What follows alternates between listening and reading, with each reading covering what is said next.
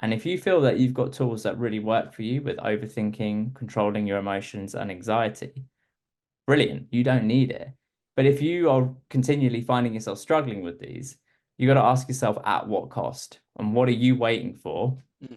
before you start doing something about it? Are you waiting for things to get really bad and desperate essentially before you try what will take you literally 2 minutes to make a massive difference in your life?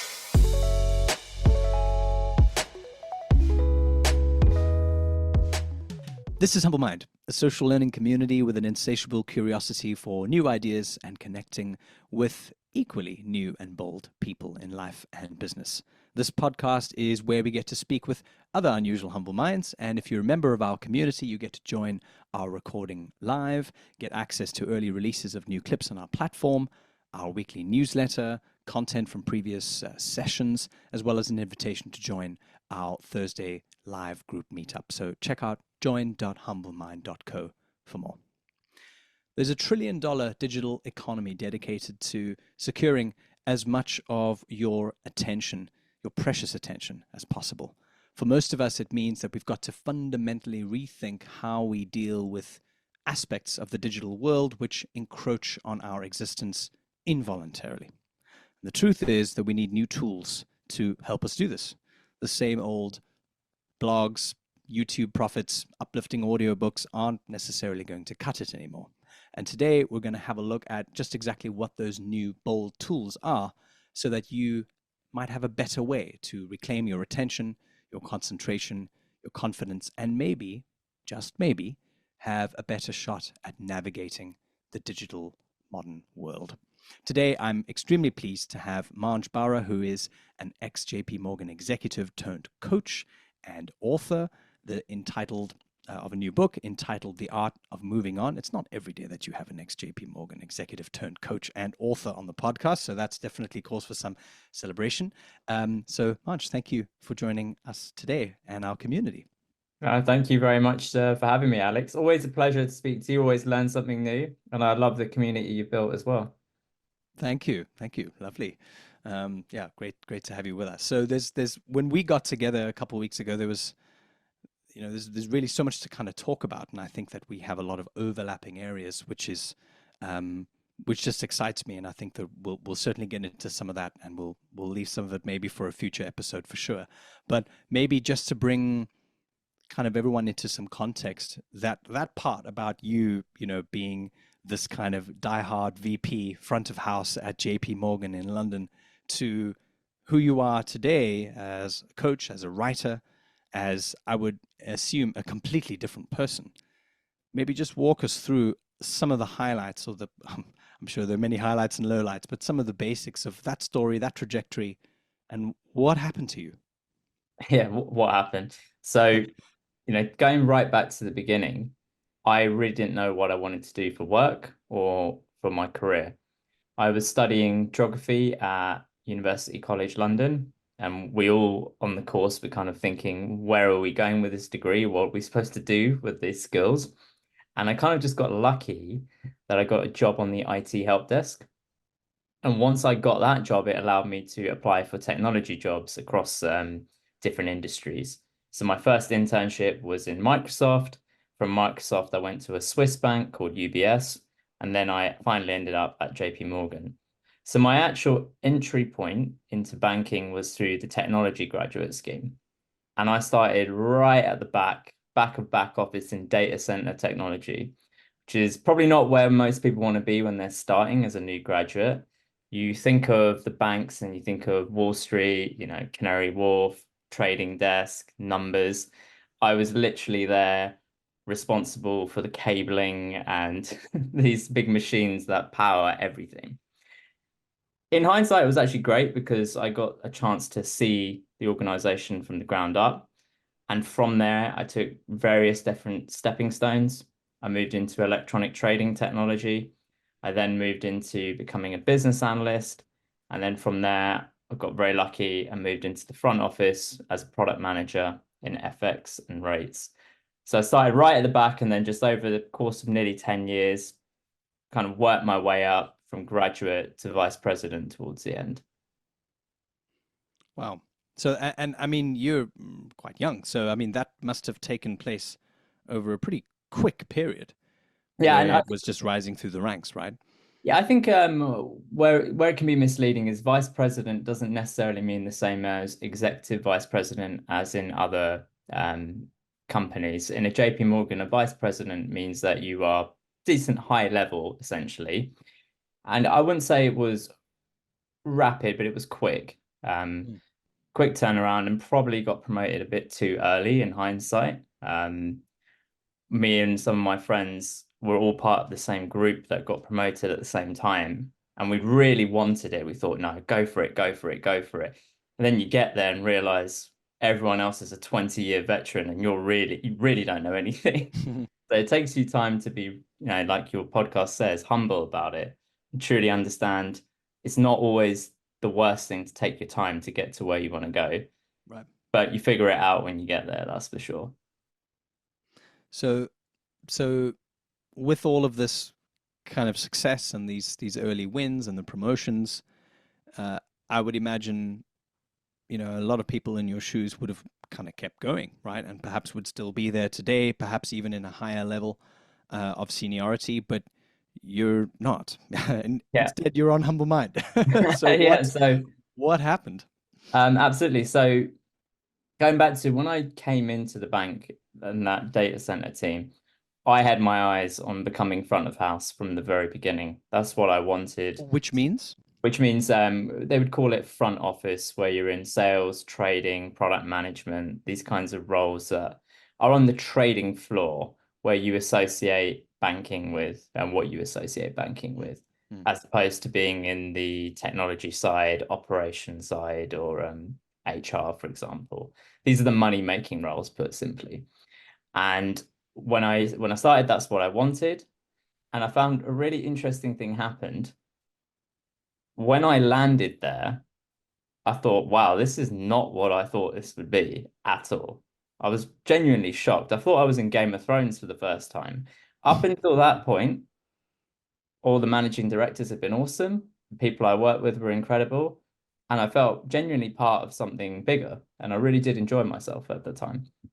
When I landed in this trading environment, things were very different. And suddenly you had to worry about what you said to a certain person. You were second guessing the intentions of other people around you. You were hearing stories about the directors above you. And that started to really change my thinking about, is this who I want to be as a person? Do I want to be my boss's boss, or even higher? Not necessarily as people, but more into what they're dealing with and what they're doing. And is this the impact I want to leave on the world? So around mm, 2018, I'd been there for 5 years and I actually got the chance to do a sabbatical. So you can take a bit of time off and then come back to your role. When I did that, I really got more in touch with something that I always loved, which was coaching, helping people. Even going back in my career, the most enjoyment I had in all the jobs at JP Morgan was being on a help desk, literally just solving people's problems. So during that time in 2018, I got my coaching qualifications. I started writing online, and that became kind of my outlet in a sense of actually making a difference in other people's lives and really doing what I loved. I carried on with that for a few years. It slowly, organically built. And then it came to this point just around COVID, where it's like, you've got to make a decision here. And I think COVID kind of helped because we were seeing the reality of life and how, it can change very, very quickly. mm. And I had to decide, do I want to keep doing this? Do I want to be this person? Or do I want to go all in and actually make a difference in the way that I feel I can? And that's when I made the decision to leave. Right when I got my biggest paycheck, my biggest bonus, right when I was in the position to start capitalizing, become more senior, to really leverage everything I built, I had to make that tough call. And here we are a few years later, and it's the best thing I've ever done. Not to say that it wasn't very scary, as I'm sure we'll get into, but that's kind of the origin story. And so, and kind of looking back now, since then, now that you have indeed embraced that new kind of career path, and that it's allowed you to explore a whole lot of things that I would imagine would have not been possible had you stayed and had you continued. Have you kind of been able to reverse engineer what was the central thing that you didn't kind of agree with you at the fiber, at the core of your being? Was there just something that like was not going to cut it for you and with you? Or was it more of a kind of a, I really just don't want to be indoors all the time? Or like, have you been able to kind of chalk it up to a couple of very specific things? Yeah, I think for me, what it was asking myself a question because when I even the first year that I joined JP Morgan, excuse me, so I remember getting into trouble at work for Mm, something really silly, and thinking, wow, this is going to be my life for the next 20, 30 years. And I wanted to leave at that point. I mm, always wanted to be that kind of entrepreneur and do things that made a difference and have more autonomy and do things a little bit different. But it took me a long, 8 to 9 years to actually go through with it.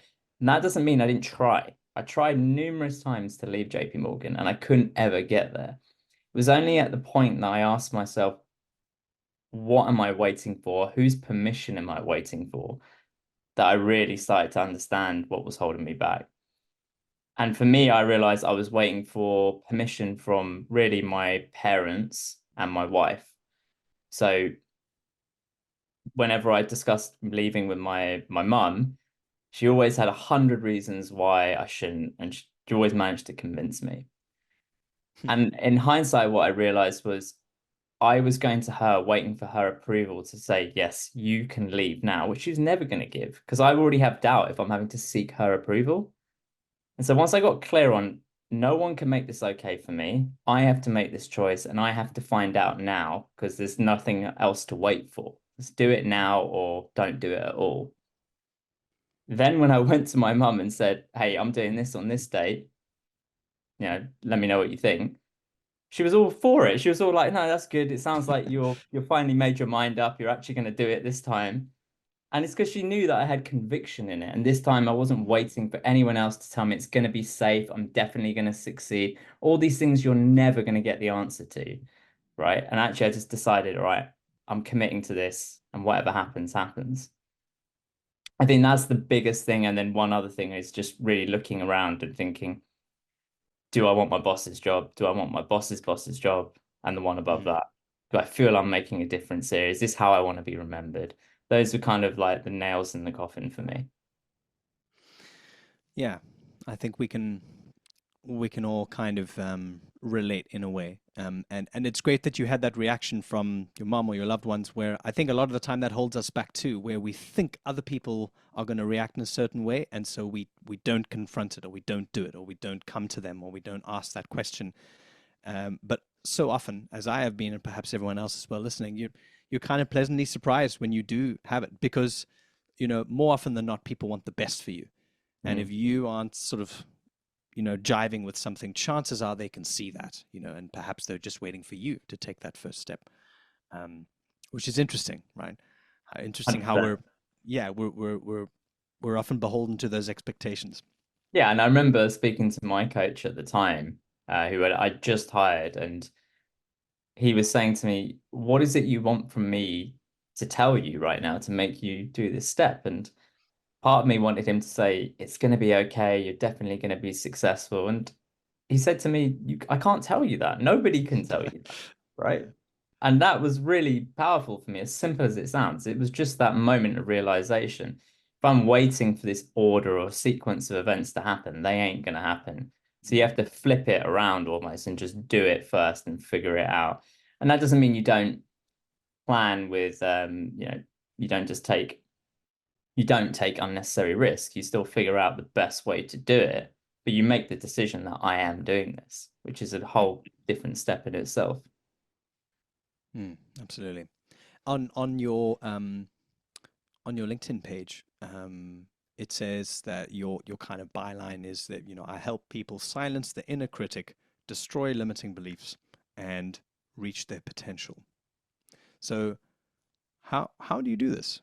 And how do you help them to ask the right questions without needing to, like you went to that coach when when you said to that guy, tell me what I need to know, how what's your approach to those kinds of things, where perhaps somebody who might have been, who's in your shoes where you were 5, 6, 7 years ago, how do you normally kind of work with them and get them to think differently?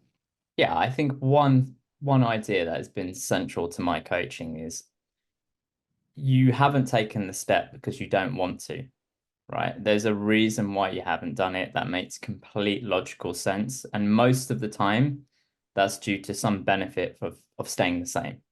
So whenever I talk to someone and they might say, I really want to start this business, I don't believe them by default because that's not the truth. There's something else that's holding them back. There's a fear there, or there's something they don't want to lose that they think they'll lose if they start taking that step. We need to go a little bit deeper.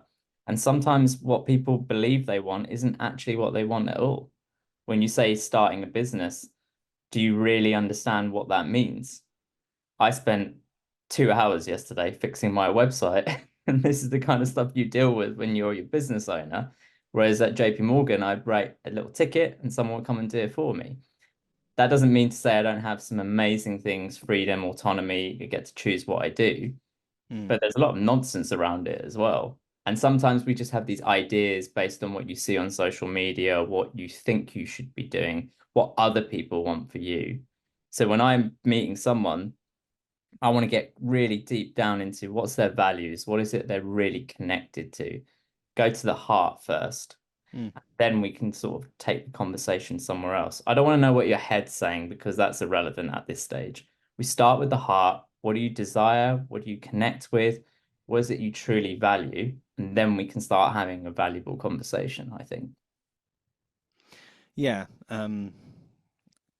I want to come back to that around starting with the heart instead of the head, because um, I think you're starting to get people to really sort of, at least what I'm reading online and the conversations I have with different people, business owners and so on, there's a little bit more of this vocabulary just starting to kind of sort of settle into what feels normal, and I think it's kind of taken a long time to get there, because it's often been dismissed as too woo woo or too kind of out there, or like, what do you mean, and so on. So there's such an interesting trajectory, and I want to come back to that. But just now, going to the kind of the premise of our conversation, which was this idea of, the digital world, the modern world, rather, not just the digital world, where I don't want to kind of over state it, because even describing what sounds like the modern world automatically sounds like a cliche.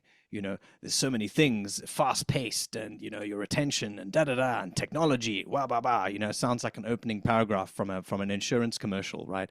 So how how do you sort of see the state of the modern world, and I suppose specifically, where is it not working for us? Where is it hurting us?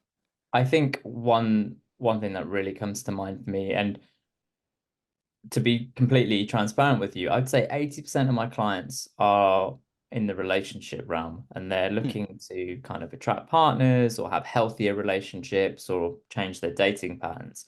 And the other 20% are looking to start a business or just change something about their career.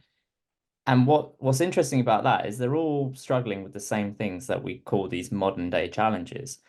And I think the biggest part of that is information overload. You're Hmm. just flooded with so much information on a day-to-day basis.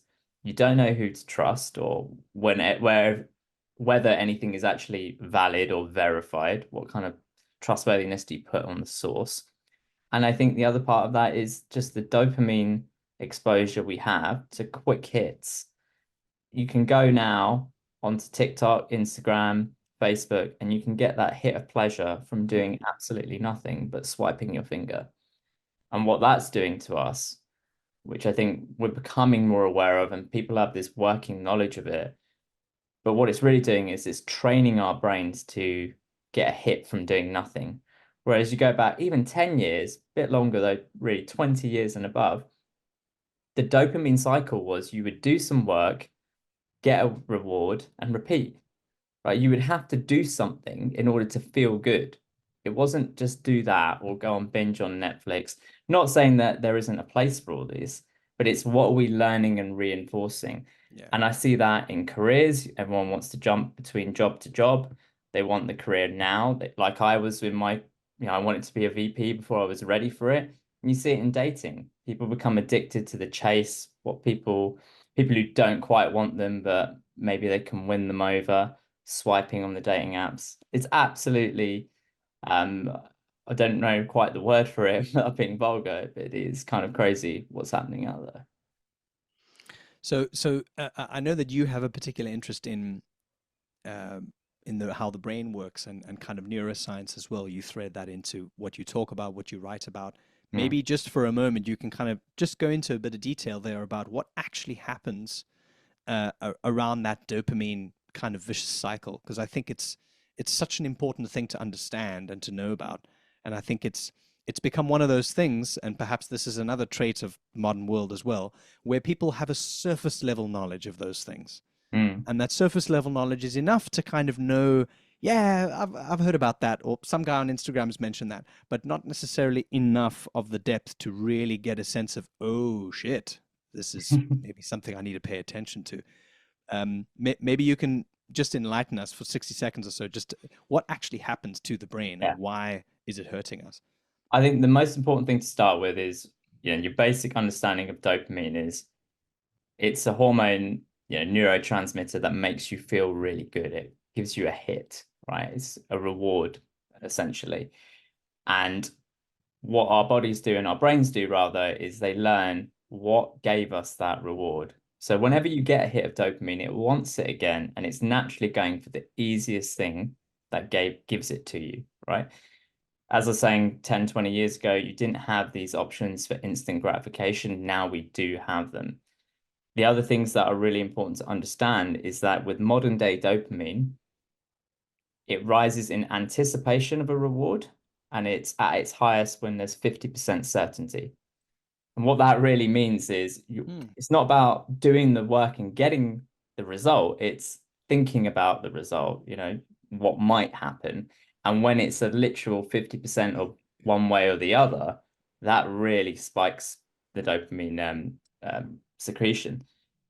And what's interesting about this, if just to apply it in a JP Morgan scenario, the way they would do this to you, you get a bonus every year, but once a year, right?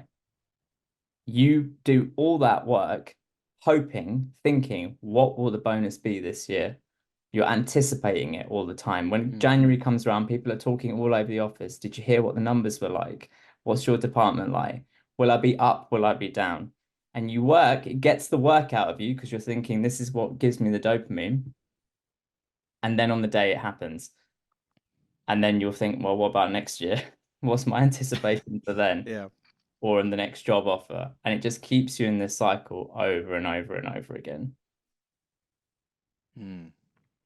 And so I suppose the net kind of effect of that is that we're just never satisfied, right? Yeah, and It just I think it's what have you trained your brain to respond to?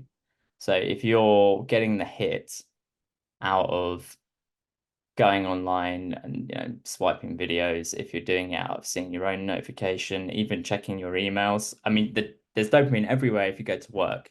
You've got chats coming up on Skype, on Slack, your emails coming through, what your boss might say to you. At home, you've got it through Netflix, Amazon. If you order a package, you want it instantly now, right? And you're waiting for that package to Mhm. come on your door, literally. Some people get a real hit out of that. And so we're just learning this is what makes us feel good. So we want to do that. Really sophisticated way of doing it, buying books. You get the hit from buying the book, but not from reading it or finishing it. Oof. I'm completely All my guilty. deepest, darkest secrets here. Yeah. Yeah. And so that's why it's really important just to understand how have I trained, and it's not necessarily how have I, it's how are we being trained by the environment around us to reward ourselves, and what do we respond to, and how can we think about that differently? You um you had a couple weeks ago when we were just thinking about some of the bits of conversation we would have for this podcast. You mentioned something which I ended up just jotting down because I just liked it and I had it in my mind for a little while and I picked it up again. And perhaps it's connected to this in a way to help to break the cycle of how we normally work with dopamine. The phrase or the little saying was pick a religion and follow it for a while. Mm. What did you mean by that? Where did that come from? it came from me having this realization about the books that I've got. I mean, well, I'm looking there, 100 there, 100 there, hundreds of books. But am I implementing anything from them? Probably not, to be quite honest with you. But what if I just picked one book from a person that I trust, that I know has done really, done the things I want to do and more, let's say, and I just followed that and tested without any interference outside from anyone else or any program hopping or just changing direction just when things might start to work, what would happen? And Mm. so I've done this. I have one book on my bedside table, which is the Alex Hormozy leads book or offers book, sorry. Yeah, that's a great book. Yeah. And I just read that now, and it has genuinely transformed my life. But it's not just that, it's when I'm following a workout program, it's just that. I'm not Googling different signs of different ways to build muscle, lose fat, or whatever. Mm. I'm just committing to creating content on one, not just committing, but I'm really focusing on one platform, one topic. Doing these, then I can see, does this actually work? And one of Mm. the ideas that I got this from, or one of the reasons I had this idea, when I studied the science of flow recently, they talked about you're going to go through this period of struggle when you do anything, about 20 minutes. You're going to sit there and stare at this thing you need to do, and it's going to hurt, and you're going to say, I can't do this, I don't know what to do next. But if you stick with that for 20 minutes, you'll enter the flow state. And Mm. once you're in the flow state, you're going to be really hot, ideas are going to be coming, and you're going to feel great because dopamine is being released and other hormones as well. But what they said is if you have any distractions during that 20 minutes, if you look away, if you start opening another email, you reset that clock to zero. Mm. And when you think about it like that, that's very powerful. I've got to be just focused for these 20 minutes. And the results are genuinely outstanding, even for someone with me who can't pay attention to anything. So the kind of the premise, and just going back to what you said, pick a religion and follow it for a while. I suppose it's the underlying bit of truth there is this the sense of, I suppose, discipline is one word, but also even discipline is such a big kind of, steely word that I think a lot of people really hate. Yeah. Maybe it takes them back to high school. It certainly does for me. But, pick something, follow it for a while, and kind of get through that dopamine fog so that you can, the clock works for you rather than it works against you. Is that how you might characterize it? Yeah, I think it's you find out what actually works for you Mm. by doing it and just doing that. Mm. And how often do we find that you try six different things in your business or in your personal life and then none of them work? But even if one of them did, you don't know which one was the cause of that. So you don't get very good insights into what works for you if you're trying to do too many things, if you're trying to Mm. run in many directions. So the premise of pick a religion is to really just say, look, I'm following this for 6 weeks. Let's see what happens. And the irony is pretty much you follow anything for 6 weeks, it delivers some sort of result. Mm. And by the end of that, what you've learned is this works. I want to do it again, or I want to just tweak it a bit, rather than learning this doesn't work. Let me look for the next big thing. Doesn't work. Let me look for the next big thing and go hopping from different approaches, never learning anything, never getting what you want done. Mm. Yeah, absolutely. Rana has just shared with me, the we've lost the value in experiencing the struggle. So Mm. so perhaps that's kind of really what's at the core here. We don't like being faced with something that's uncertain or painful or unpredictable or something that we feel is gonna show us up in some way. And so we create and invent sometimes very sophisticated ways of being able to avoid that, right? I think as human beings, we're experts at denial. Yeah, Um, right. And so it means then that the quality of the reward is kind of that much less because, there's an unwillingness to experience, a sense of, a negative emotion or a negative experience, which is just part of life, right? 100%. And I think that's the real, it's a beautiful way of putting it. Yeah, we've lost that value of struggle. There's a great book, I believe it's called The Obstacle is the Way. It's kind of a Mm, stoic approach, yeah. which is whatever's in your way is the way to go forward. And that's with flow as well. The resistance is the price you pay for this amazing experience afterwards. Yeah. And we are really reluctant, and this is probably where toxic positivity has got a little bit out of hand, is if you get a negative emotion or experience, we just want to shove that away and don't want to deal with it. We Mm. find ways, quick hits of dopamine to make us feel better in the moment. But the struggle is where you learn the most, 100%. Mm. And I think the more comfortable you can get with facing even tiny struggles, just a little bit at a time, can be absolutely transformative in your life. You mentioned something. I picked it up on your LinkedIn bio, which is kind of going back to coaching, but it's linked to what you just said now about the coaching and being able to experience it, especially experience the negative side that we're all trying to avoid for yourself. You said many coaches go straight into coaching without ever getting the experience, the life experience. I have lived it and have made it happen.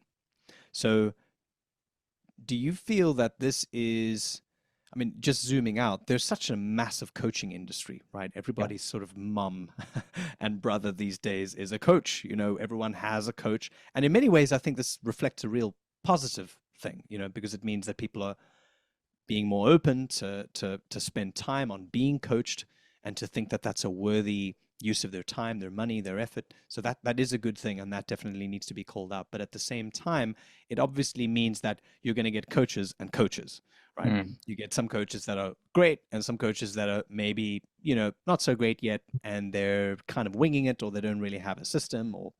So walk me through your thinking there, and do you think that it means that we're living in a time where you have whole lot of false prophets? Have the Yeah. prophets always been there? What do you think? No, I 100% agree. The way I think about it is there are black belts and then there are black belts, and Mm, it depends on the lineage, right? If you go to who did you learn from as a coach and who did they learn from, right? And what's their experience and credibility? My two biggest coaches both have coached for 20 years, since before it was cool, before it was a LinkedIn thing. And they both hate the industry now, to be quite mm, honest with you. They don't know how it's become the way that it is now and how anyone can coach and whether people really understand why they're coaching or what coaching is.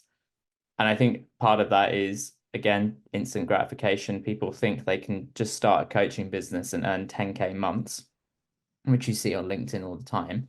And they don't commit the time to mastery of coaching or understanding the art form of it and mm, what that really means.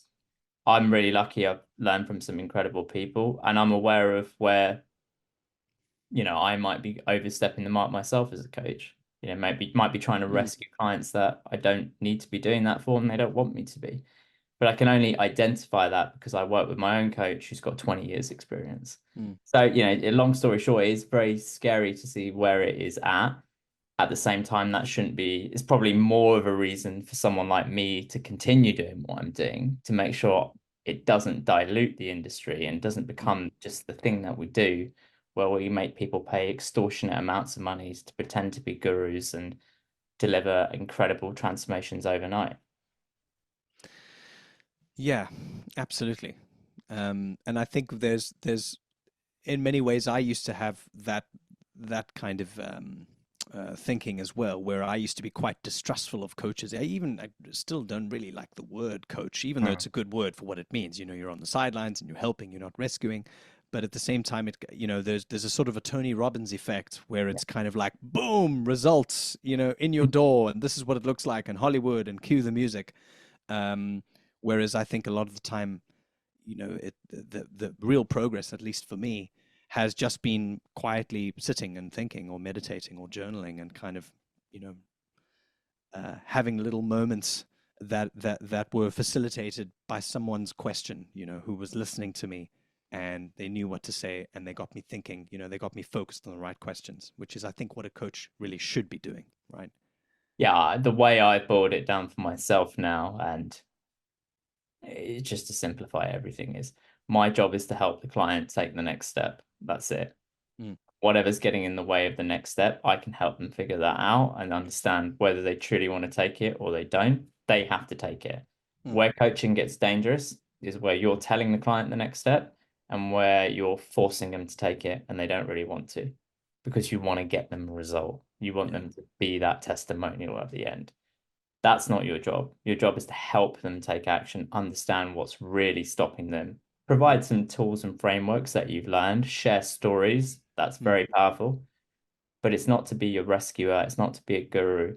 It's not to be Tony Robbins, essentially, because it's not what we're here for. Tony, if you're listening, you heard it here. Um, yeah, absolutely. So when it comes to those sort of tools and frameworks, those sorts of things, the premise of what we're talking about, navigating this kind of modern world, because clearly we do need help with it. Mm. What are some of those things? And how could you or how could we talk about it and give somebody an introduction, perhaps even maybe for the first time, hearing about it, which doesn't scare them off, but also perhaps invites a level of curiosity where they're actually keen to try it and to give it a chance. What are some of those things for you that's worked or that's helped others? Tools that work, you mean? Yeah, tools, or we spoke a little bit about breath work. Yeah. There's a couple of other things. So yeah, maybe some top of mind for you. Yeah, I think breath work is one of the staples that I end up going back to repeatedly.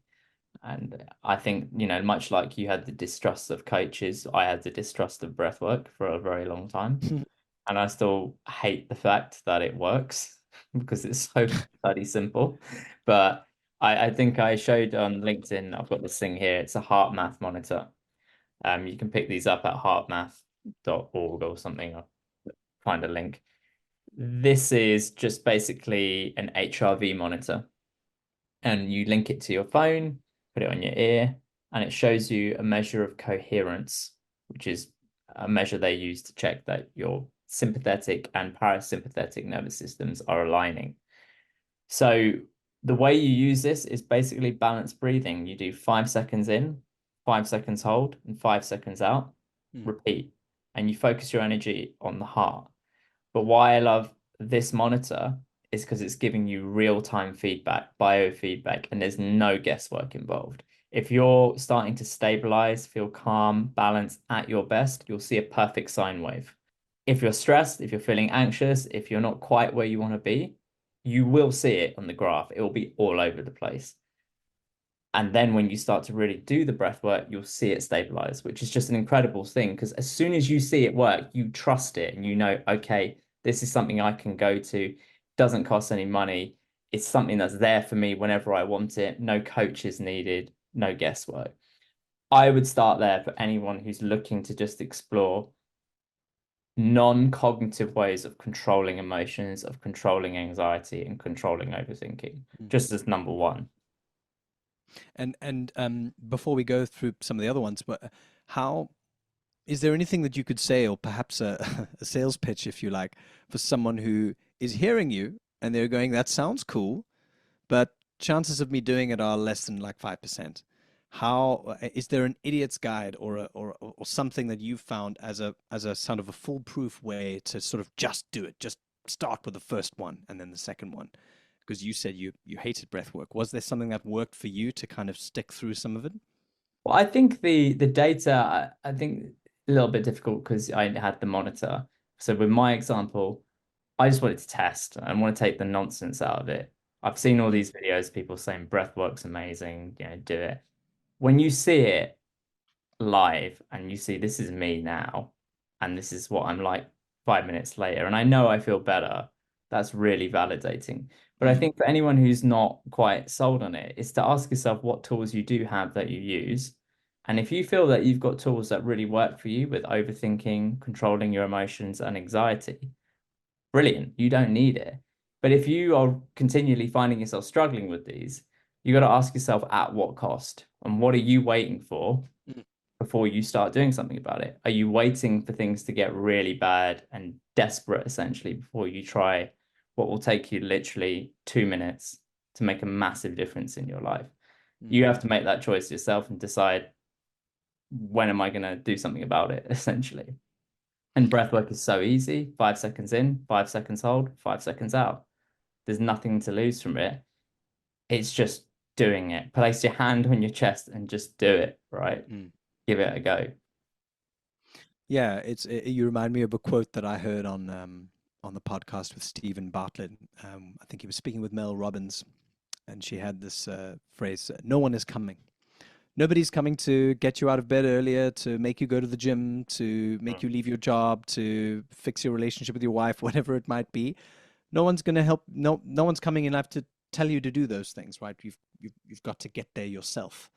Um, which is in a sense, I suppose, what a coach is there to kind of help you realize and to sort of prompt in a way. The coach is not going to be there to do those things, and neither are these tools, right? They're Yeah. not going to sort of push you out of bed or push you to do that thing.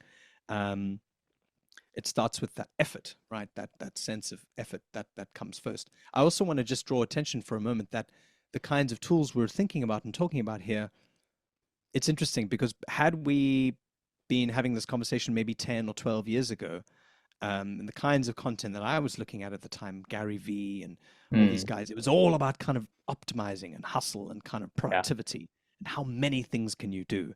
How much can you fit into the day? And in many ways, I'm still trying to sort of come to grips with some of that wiring, some of that programming, because I'm still like that a lot of the Yeah. time, Believe it. But so now it's almost like kind of unwinding all of that stuff and realizing that the tools is, yeah, it sounds trite, but it's not about kind of squeezing more into the box, but rather finding ways to have less in front of you. Because I find that when there's less to do and there's more kind of just stable, straightforward kind of tools that I feel I'm drawn to, then I actually get better things done. The results Mm. are better, I feel better, I'm not stressed, and so on, rather than trying to pack it with all that optimizing and productivity. Yeah, a useful way of thinking about this is coming all the way back to what we talked about with flow. The four Mm, stages of flow are struggle, the release, flow, and then recovery, right? That's the science around it. And it's that last bit, recovery. When I was talking to the scientists about it, that's the bit that people miss, right? You don't get to be hustle, hustle, hustle. It's just mm, not possible. To perform at your best, you have to be intentional about your time. I'm doing this now, like we said, commit to the religion. You are doing this now. You have your struggle, your flow, right? You get there. Then afterwards, you got to just recharge, right? Breathwork's one way of doing it. A hilarious way they were teaching me. They said, go stare at a wall for 30 minutes. Genuinely, they're like, just stare at a wall. Allow yourself to be bored. Just learn mm, how to be bored. Cold water, another one that I really, maybe we can talk about that a bit, but one that I really appreciate, just the recovery and rewiring your dopamine. But the whole point is you need the recovery to perform at your best. And mm, that's why you can't just go, go, go. You need to be being in the world as well. mm. Yeah, absolutely. It's a give and take ultimately, right? We can't just be taking from our machine because our body and our minds are finite resources. And if we're not giving back, then you can't operate on an empty tank, Yeah. essentially. Even though I think we've been led to believe you can. Yeah. And we all fall for it still, right? We still think, oh, I've got to do more here. And the quality of what you produce in those moments is never as much as or as high quality as what you can at your Mm, best. mm. Um, what are some other tools, and perhaps other tools that maybe aren't as, because breath work, you mentioned cold water exposure, absolutely. I suppose there's always some of the normal ones, which is exercise, perhaps finding some time to meditate, developing a meditation practice. What are some of the other ones, perhaps, that are on the second layer? Well, I do think that rather than thinking so much about exercise, it's just movement. If you Mm, can move your body, 10,000 steps is a great thing to aim for, not because of any science around it, but just getting to that number requires a bit of effort. You can't get to 10,000 without getting out for at least an hour. mm, But going back to what we talked about with the breath work or even with coaching, if you just learn to move your body, objects in motion tend to stay in motion. It can be so powerful for you. If you even just do 10 squats, if you get on the floor, get back up again, if you just get outside for a bit of sunlight, moving is one of the best antidotes to the modern day world, I think. Because we stay stuck in these desks, we're in these dopamine cycles, we're working long hours. You just commit to a bit of movement, mm, so good for your brain health. It's so good for your dopamine, and it's so good for the quality of thinking and clarity of thinking that you have. mm. Yeah, absolutely. I always find myself loving and appreciating that I make a bit of time for yoga or run in the morning. And of course, you always feel that when you don't do that, how off kilter the rest of the day is. However, I've found, and I'm interested to see if this is everyone else's reflection too. If I miss that slot, whether it might be afternoon or early in the morning, for me it's early in the morning, then I like I convince myself that it's now that's it. I can't do it again in the day. I'm not Yeah. going to have another chance. That's it. Sorry, you missed the train, and now you're just going to have to kind of live with it. How do I how do I talk myself out of that? Because that's bullshit, right? Yeah. Um, what's at play there? I think one of the most common challenges I see with clients is it's that all or nothing mentality. So Ugh. if I don't do it all the way, then I'm not going to do it at all. So one of the methods I learned from one of my coaches, absolutely brilliant method, is called EASE. So that's EASE. Stands for easy, acceptable, stretch, and extraordinary. Mm, And what most people do is when they take on any endeavor, highly motivated people like yourself, they'll go for the extraordinary. I'm going to hit 10,000 steps today, or I'm not going to hit any, or they'll go to nothing at all. So it's extraordinary or nothing at all. mm, And because of that, those days that you don't hit anything, you will then justify why there's no point doing it because you've got to do it perfectly, right? mm, You're missing the levels in between. So what's the easy thing for you to do, which is not doing nothing? What's acceptable? You think, okay, that was okay. What's stretched just a bit above that, and what's completely extraordinary? And if you define what that is for yourself, you've got four different standards you can hit. And as long as you hit one of them, you've made progress today. mm, Hit one single one. And the irony of it is, if you hit the easy, you will always hit the acceptable because you'll get a dopamine hit. I've done this, now I can do the next. You're in motion, you will do the next thing. The beauty of the system is what's acceptable to you becomes easy. What's easy becomes automatic. What starts as extraordinary becomes your stretch. What was stretch becomes acceptable. And over time, you're just building newer circuitry that makes what was once difficult completely automatic. mm. Beautifully said. Yeah. What starts as easy becomes, or what did you say? What becomes easy becomes acceptable. So the other way around is like what's difficult for you just becomes easier and easier, and what's Mm, easy eventually becomes automatic. mm, So, you take this behavior, let's say it's going to the gym. It might be extraordinary for you to do a 30-minute workout when you start. It might be a stretch for you to do a 15-minute workout. mm, Might be acceptable to just turn up at the gym. It might be easy for you to just put your gym kit on. mm. If you were to just go with the all or nothing belief, you'd go straight to the 30-minute workout, and there'll be many days where you don't want to do that and you don't feel Yeah. up. But if you say all I have to do is hit that easy level and put my gym kit on, that's easy. So you do that, and then you're like, well, I might as well just go to the gym. And then you won, right? And soon, easy, where you put your gym kit on, it's not even a thought, you just do it. Mm, Getting to the gym is just the easy for you. Doing a 30-minute workout is your stretch. Doing an hour becomes your extraordinary. This is just how you gently rewire over time. Give yourself little milestones in between instead of jumping to the all or nothing. mm, mm. It's so fascinating how it's almost like there's an inner child in the brain, and you've got to be able to learn how to talk and to deal and to correct the behavior of the brain. I suppose in this case, the more, I'm not sure if it's the brainstem or the amygdala, but the kind of the parts of the brain that dictate sort of, am I going to get out of bed or not? Am I going to do that? Is it? Yeah. And it's and you have to kind of really we rewire it, but treat it as if it was a child, and I suppose for me, I've got children, so I know what that experience is like. And you really have to kind of walk it through these sort of stages, like almost soothe it until it gets to start doing what you need it to do, because it seems to be otherwise quite a stubborn thing, isn't it?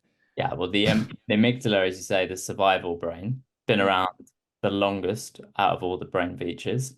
It's kept us through so much danger. It's a complete miracle that we're alive today. We've outlasted creatures that were stronger, way more powerful, way faster, and we are slow. We smell, and our young scream. So you can always tell what a human is back then. We were literally the fast food of the mm, world, the McDonald's of the world. How have we survived? The amygdala has developed rapid responses. We Yeah. can fight when we need to. We can freeze, play dead. We can run away and we can fawn. We can people please and we can negotiate. We learn these things, and your brain only cares about safety and certainty in the moment. So, as you said, if you can just gently create that safety or a certain level of certainty, that's the key to getting you to take it and realize, okay, it's all right if I do this. It's safe to do this, Mm. rather than just jumping to, hang on a minute, you're doing this new thing, don't like that. Let me think of any reason not to do it. Oh, we can't do it perfectly. Let's not do it at all. Mm. Risky. And then here we are, 6 months later, trying to go to the gym and struggling. Yeah. Yeah, absolutely. How I have a question about guilt. And I wonder if Russ and Rana, who are with us still, feel this way too. So I know that something is good for me, whether it's to stop scrolling through LinkedIn or Instagram, get up and put my shorts on and my shoes on and go for a run and all that. But I still feel like I have to be able to sit at my desk and I've got to be working. And working includes sitting and kind of like typing emails and getting on calls and being busy, right? I suppose Mm. that's the operative word, the busyness of being at work.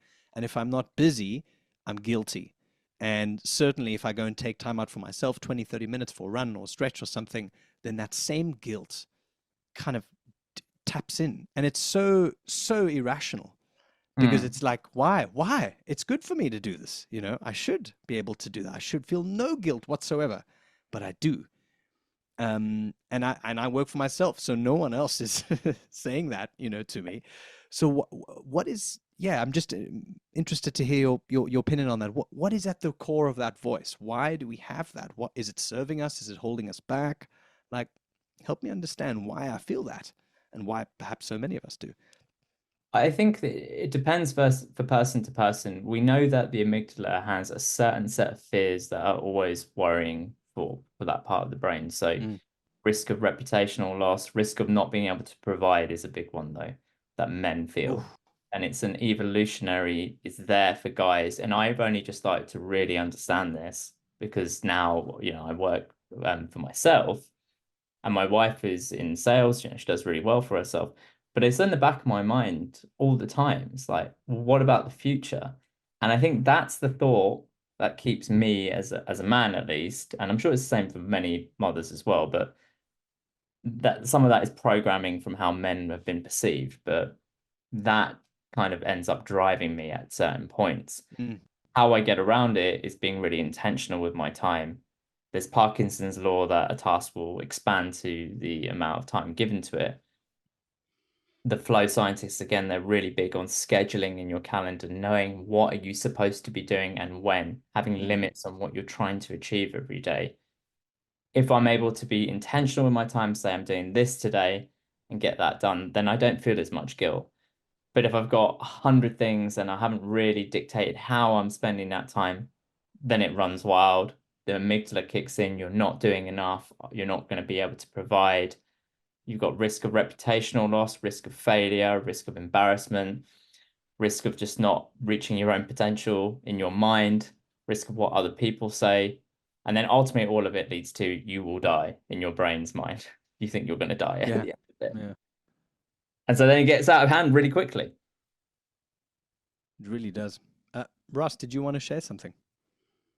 Um, I did. I mean, I think a lot of what I was going to say has already been covered. I think a couple of things. It's about that intentionality of time also, but Alex, yeah, I can feel your pain about the guilt of not being at your desk, and I think um, as someone who now owns my own time as a business owner, it's a double-edged sword, right? For years and years and years, I worked for a company, whereas if I was at work, I was working, right? So it's that unwiring of, well, it's business hours and I'm not working. Something's up. Um, that's one thing, and I don't think you unwire your brain after decades of that rhythm to suddenly be fully understand you are the master of your own time, and you may have the time to do something else during office hours, so do it. So it's difficult to deal with that guilt thing. And I think, mind your comment about men and feeling guilty about that need to provide is is is on point also.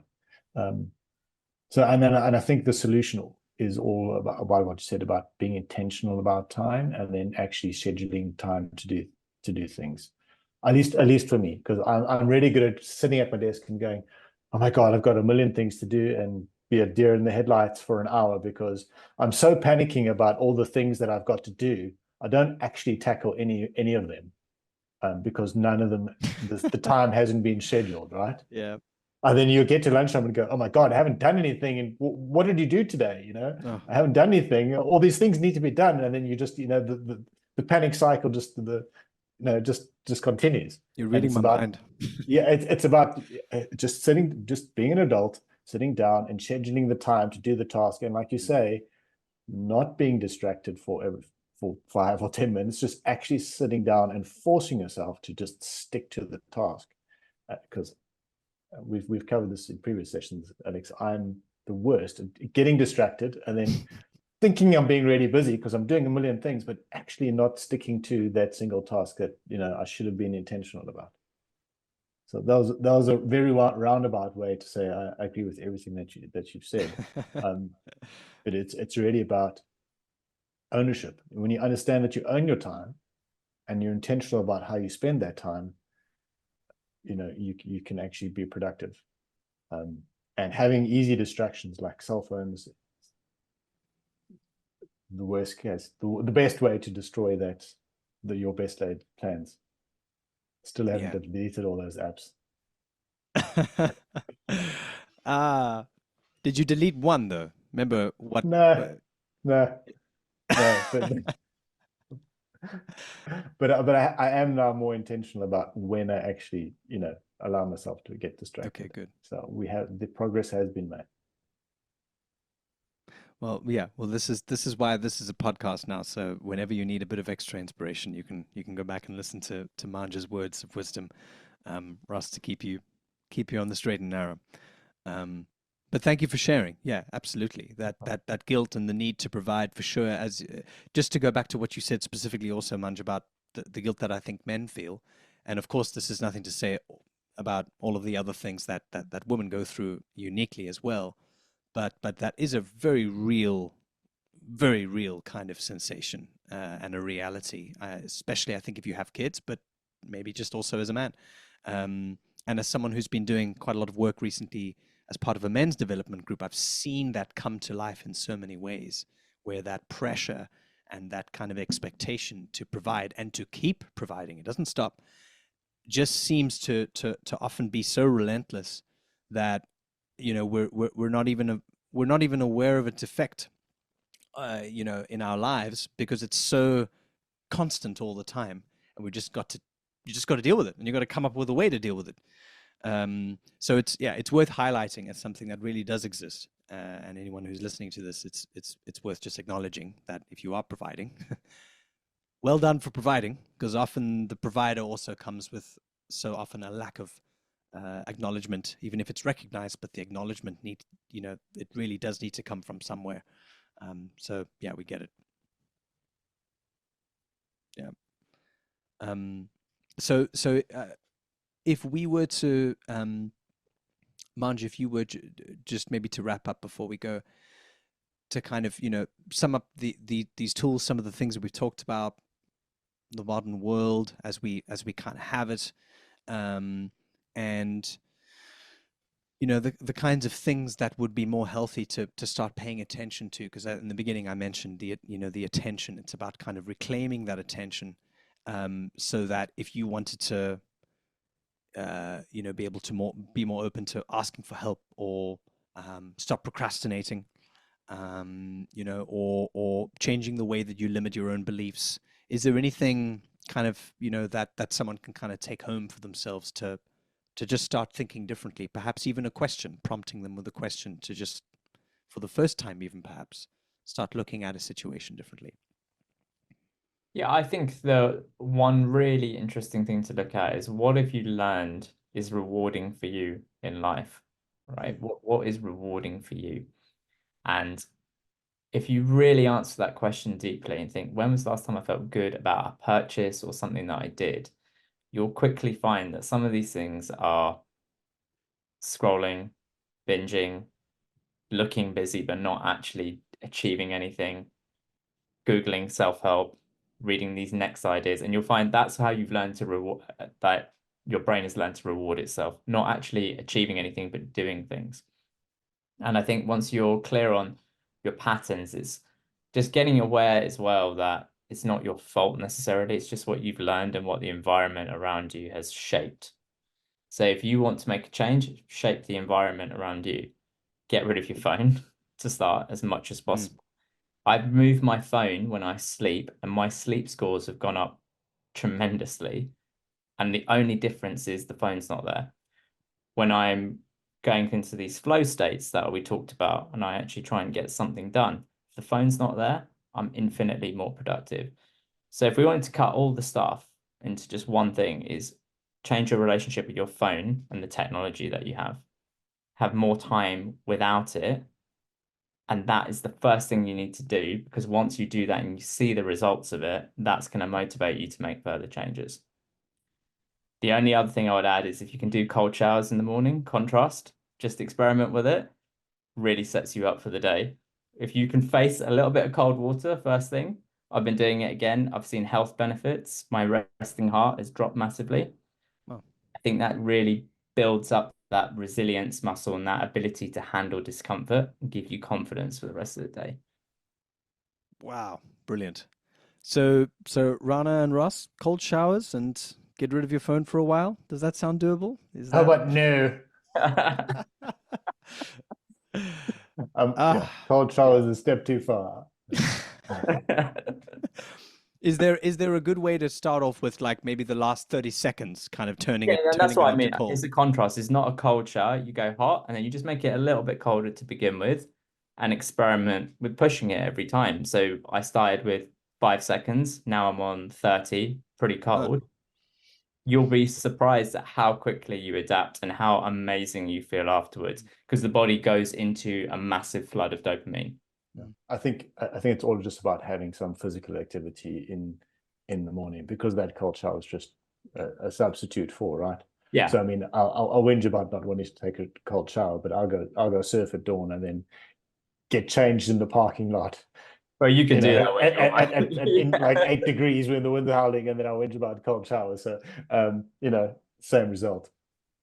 Yeah, absolutely. It's if you can start your day with some sort of movement, I think that's fantastic. That sets you up. It's not always possible, which is why I go to the shower. And then the Yeah. phone.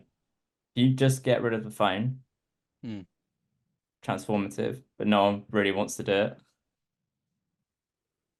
mm. Mm. I have a last question, just because I know that you work a lot with um, clients who are seeking, ways of, yeah, just improving their relationships and perhaps dating and love. What's your general thesis there? And how do you feel that there's a parallel with kind of some of the self mastery and some of the self, work that we've been talking about now, and how people, behave, and the kinds of things that they really should be paying attention to improve their relationships too? Are there any interesting parallels and perhaps some differences in that Yeah, work? I think that with the dopamine side of it, what I've observed is many people feel that they're attracted they feel the attraction to someone, which is actually just a dopamine spike from chasing them. So you can have the person who kind of giving you mixed signals, a kind of a will we, won't we, hot and cold, and you can think, oh, I really Mm, like that person. But that is a recipe for massive dopamine. So your brain loves the chase, and it doesn't mean that's the right relationship for you. And so mm, you have to kind of delay your gratification, be willing to give other people a chance, to build a connection, to do things together, to really get to know someone, rather than just thinking, oh, will this guy or this person text me? That's a massive pitfall. And another way I think about it is like we went back to earlier, we spoke about you think that people are a certain way or they'll say a certain thing or that we have these types. If me and my wife met now on a dating app, we would not swipe on each other based on the dating advice out there. And probably, honestly, we just look at each other and on one screenshot, we wouldn't do it. Mm. They'd look at me and say, Coach, what is that? Weird. We'd both look at each other and think, are they the right religion for what our families want? And we've been together for 15 years, had an incredible relationship. We've been married for 4, been through so many different ups and downs, life changes. But if you just go around swiping on this type that you've got in your head, because you think it's this how these things are going to go, you might be missing out on your actual life partner. Mm. Wow, interesting. Yeah. Hmm. And yeah, you've got me thinking now. Yeah. Wow, awesome. Um, Maybe just a final question, and I know I've said final, so this is the final question.